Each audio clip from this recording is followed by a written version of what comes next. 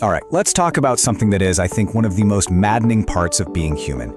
That feeling when you know exactly what you're supposed to do, but you just can't make yourself do it. You know what I mean, right? You've done the reading, you've learned the techniques for handling anxiety, but then, the moment it actually hits, your heart starts hammering, that feeling rises in your chest. It's like your brain just short circuits. Everything you learned is gone. Poof! Welcome to Smiling Cottage. And the reason I'm sharing this today is because we've all been there. And what do? We blame ourselves. We think, oh, I just don't have enough willpower, or I'm just weak. But what if I told you that's not the problem at all? Yeah, this is the big idea. Researchers at Stanford call this the knowing-doing gap, and they say it has nothing to do with your character. It's a design feature, or maybe a design flaw, baked right into the architecture of the human brain. So let's explore this knowing-doing gap. To really get it, you have to understand that you're not running just one single program in your head. It's more like you've got two different operating systems running at the same time. Nobel Prize winner Daniel Kahneman laid this out perfectly. You've got System 2, the knower. That's your conscious mind. It's slow, logical, it's the part that learns new things and makes plans. It's the part of you that read about calming breathing exercises. But then, there's System 1, the doer. It's fast, automatic, emotional, and it runs on habits and gut feelings. And guess which one takes the wheel when anxiety kicks in? Yep, the fast one. The doer takes over before the knower has even had its morning coffee. And here is the absolute crux of the issue. These two systems, they don't automatically talk to each other. They're not in constant communication.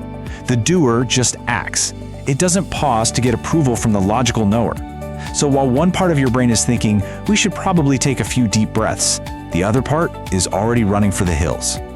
Okay, so let's look at the brain's actual physical layout, because this isn't just a cool metaphor. It gets even wilder when you realize your knowledge and your habits literally live in two totally different parts of the brain. Check this out. This comes from the work of habit researcher Wendy Wood. All your smart, rational plans, that's all stored in your prefrontal cortex, the modern, sophisticated CEO office of your brain. But your habits, your automatic reactions, they're stored deep down in an ancient, primitive part called the basal ganglia, the factory floor. And there is no direct superhighway connecting the two. You can't just send a new policy memo down and expect the factory to change what it's doing. But wait, it gets even worse. It's not just that the two systems are separate, there's actually a secret shortcut in your brain's wiring that lets your emotions completely hijack the whole process. Neuroscientist LeDoux found this. He called it the low road. So when your senses pick up on a potential threat, that signal splits. The high road goes to thinking brain, the cortex, for careful analysis. But a much faster signal takes the low road, a shortcut straight to your amygdala, the brain's alarm system. This means you feel the fear, you have the physical reaction before your thinking brain even knows what's going on. Your body is in full-on panic mode before your rational mind can say, hey, wait a minute. And the numbers on this are just staggering. A massive analysis by researchers Sheeran and Webb, who looked at hundreds of studies, found that people fail to act on their intentions about half the time. 50%. So if you feel like you're failing all the time, guess what? You're not an outlier, you're just average. That's how our brains are wired. The research basically boils it down to these three things. First, your willpower. Your self-control, it's like a muscle, and it gets tired. Second, your old bad habits are like a powerful river current, and your new good intention is like trying to paddle against it in a tiny canoe. And third, your environment is full of triggers that automatically set off those old habits without you even realizing it. Okay, so it sounds pretty hopeless, right? Are we just stuck?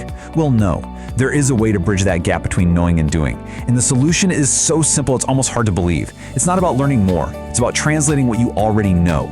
It's a technique from psychologist Peter Gollwitzer called implementation intentions. And it's basically just a simple sentence format. If X happens, then I will do Y.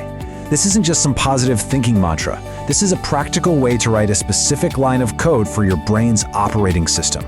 So this is the whole thing right here. The problem was never your knowledge. The problem is that your knowledge is written in a language that System 1, your automatic brain, just doesn't understand. It doesn't care about abstract goals like be less anxious. It needs a specific trigger and a specific action. And you can see the difference right here. I should breathe deeply is just a vague idea. It has no power.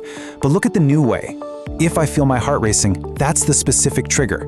Then I will take 3 deep breaths. That's the specific action. You're creating a pre-planned automatic link.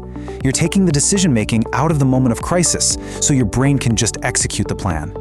So let's talk about exactly why this little word game is so incredibly powerful. It's because you're finally speaking a language that the primitive, automatic part of your brain can actually understand. A habit is just a trigger that leads to an automatic response, right?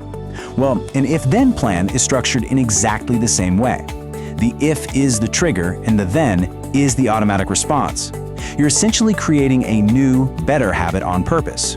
You're installing a new piece of software that can run on its own without having to wait for that slow, logical system 2 to chime in. You are literally rewriting your brain's code. So I want to leave you with this idea. The answer probably isn't another book or another video. You likely already know enough. The real work is to stop just collecting more information and start translating what you already know into a format your brain can actually use. So, what's one I should that you can turn into an if-then plan right now? All right, that's a wrap for this episode. If you have any thoughts or suggestions, drop them in the comments. I'd love to hear from you. And if you enjoyed this episode, share it with someone who needs it. This is Smiling Cottage. See you next time.